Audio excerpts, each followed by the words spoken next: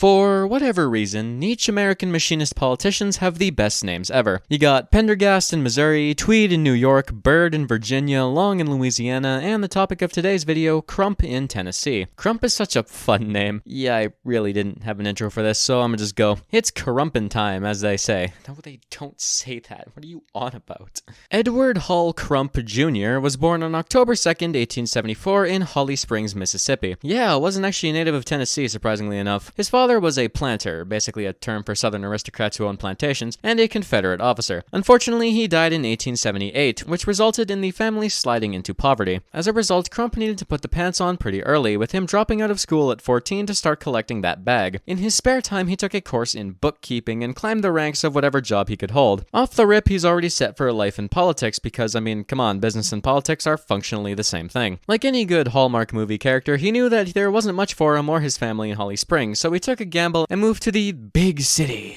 That big city was Memphis, Tennessee. He arrived in 1893 with a little money and not much else. Slight problem, the economy was fucking dead because one of the worst recessions in American history had literally just started. Since all of the jobs had suddenly vanished, he struggled to find work at first, but eventually he used his business acumen to snag a clerical position at the Walter Goodman Cotton Company. Don't. He certainly did not lack ambition and was a very shrewd businessman. He went to every social gathering in the city to build connections and gradually got his name out there. In the process, he also found himself a wife. She was a socialite who had daddy's money to throw around, and she was drop-dead gorgeous and apparently pursued by half the damn city at any one time. So to say Crump struck gold would be an understatement. They married in 1902, and he would go on to have 3 kids and would apparently be faithful to his family his entire life. At this point, he worked as treasurer for a company that made horse carriages and saddles and shit like that. The in-laws liked Crump apparently, because they provided him the money to buy out the whole ass company, which he renamed to E.H. Crump Buggy and Harness Co. Pretty big dick move if you ask me. He would sell the company 8 years later at a fat profit. His schmoozing with high society built him some political connections, which he would use to his advantage. He was a delegate at the 1902 and 1904 Democratic State Conventions, and in 1905 he was put on the Municipal Board for Public Works. Then, 2 years later, he was appointed Commissioner of Fire and Police. During this, he would win an election for City Council, and in 1910 he would be elected Mayor of Memphis. To say his rise to power was rapid would be putting it lightly. The Crump machine truly began in 1911, when Memphis was placed under a commission government that Crump happened to run. If you don't know what a commission government is, imagine instead of a city having a mayor, it had a board of directors. Several elected officials are placed in charge, each managing various aspects of city government. In theory, this would make things more efficient, as task delegation ensures smaller workloads for everyone. In practice, this simply meant that a political machine could control all aspects of a government more easily. And Crump did just that. He spent years carefully crafting a concerningly efficient machine that left him and his goons with near absolute power. Memphis would maintain its commission until 1967, all because of the shenanigans of Crump, and eventually he would command influence on a statewide and even federal level. Now, Crump was far from a skilled politician. He was kind of a shit speaker and didn't really have a commanding presence, but really, if you play your cards right, this ain't even really necessary. Remember, the first rule of being a successful machinist is controlling the vote, and it is often easier to do this through actions rather than words. As we saw with Pendergast, a very easy way to do this is to look at the people who are often sidelined and make them love you. Remember, 1910s. Solid as fuck Dixiecrat South. If you want to win elections as a Democrat amongst Democrats, you court the black population and you court the Republicans. He had no issue with black people voting, which was uncommon in the South at the time, and he had the standard quid pro quo where he helped their communities in exchange for support. He would also have his government pay the poll taxes for them on the condition that they voted for him. The Republicans, meanwhile, often found themselves in an alliance of convenience with the guy. You want to advance your agenda, you talk to the guy on the other side who will help you for a price. His pragmatism combined beautifully with the blue no matter who crowd who would vote for whoever the Democrats told them to, and essentially ensured that he could not lose an election, even if he himself wasn't even on the ballot. And of course, when all else failed, he could fall back on ballot fraud and voter intimidation. He is still a politician after all, gotta at least act like a criminal. Crump took the role of the business progressive, improving the lives of the people while simultaneously keeping big business in his pocket. His little dictatorship was centered around his friends in high places, who backed and funded things in exchange for certain privileges. Of course, as with any effective machine, this meant that Crump placed heavy emphasis on improving things around the city to paint his machine and the people that supported it in a good light. He focused heavily on services, and Memphis had arguably the most effective medical, fire, fire and garbage services in the country for a while. He merged utility corporations so they could perform more efficiently, and in the late 1930s he would establish Memphis Gas, Light, and Water, the largest utility service in the country. Cities also generally had the issue of being loud and dirty, which Crump fucking hated, so he forced through numerous ordinances for controlling noise and enforcing cleanliness, and Memphis was one of the cleanest cities in the country for the better part of a decade. He also kept government small and repeatedly lowered taxes, and the arrival of the Big Sad saw him collaborate with FDR heavily, resulting in the city recovering pretty quickly.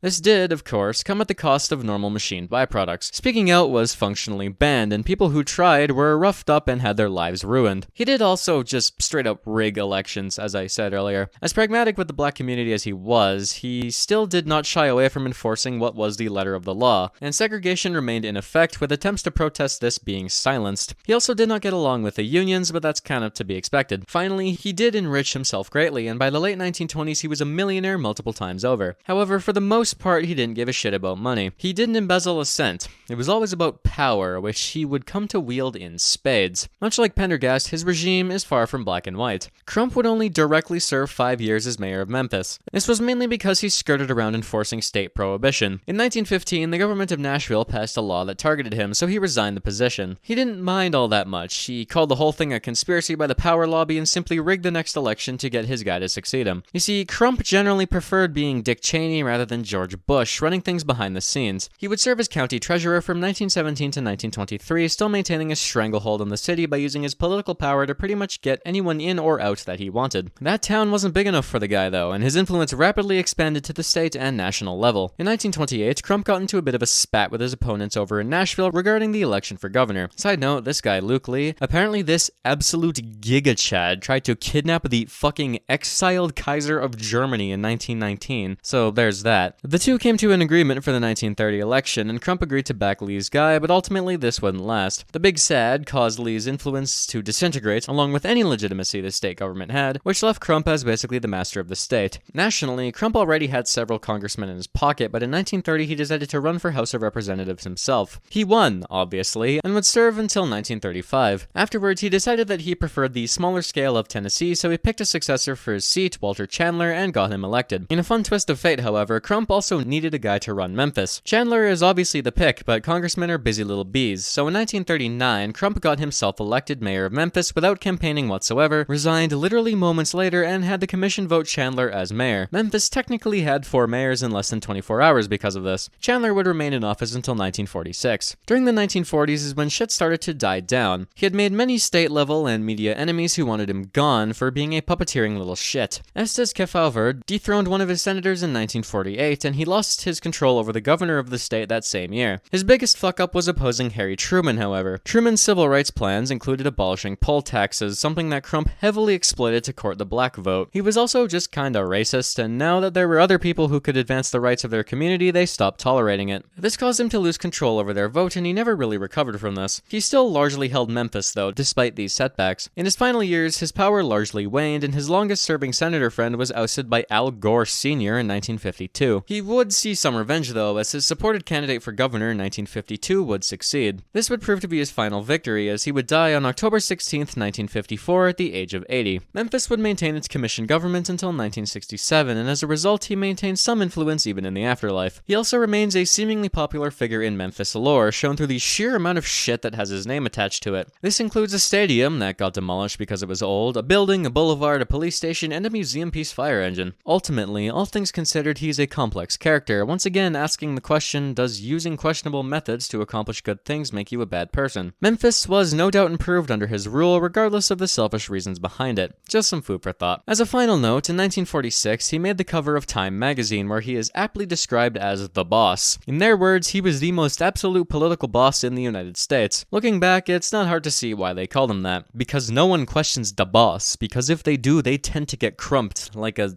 zoggin git. I wanna fucking die. That about does it for this video. Thanks for watching, and I'll see you around.